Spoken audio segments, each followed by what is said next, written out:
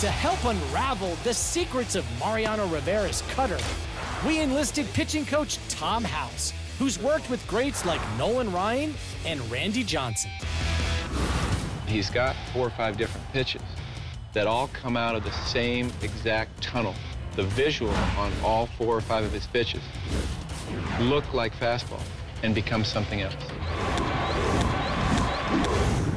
One way hitters identify a pitch is by gauging a pitcher's arm angle.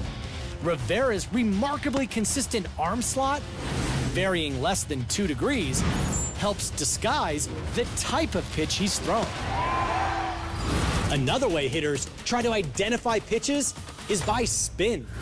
Rivera's 4-seam fastball leaves his hand at 90+ miles an hour, rotating at roughly 1,500 RPM along a vertical axis, adjusting his grip by a few millimeters, literally a stitch or two, and altering fingertip pressure.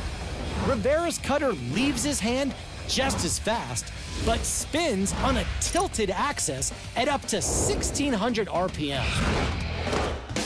Spin creates pressure differentials in the airflow on each side of a ball, and the ball curves toward the lower pressure zone. This phenomenon is known as the Magnus effect, and the faster the spin, the greater the curve. To a batter's eye, the spin and velocity of Rivera's cutter look like his standard fastball. But since hitters only have about 0.17 of a second to correctly identify a pitch, they're usually wrong.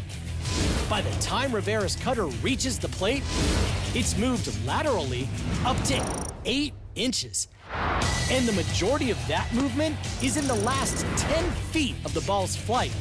At that point, the human eye is physically unable to actually see a ball traveling that fast. And even if a hitter makes contact, it's virtually impossible for him to get the roughly 4-inch sweet spot of the bat on the ball. But the biggest problem for hitters might be their lack of experience facing Rivera.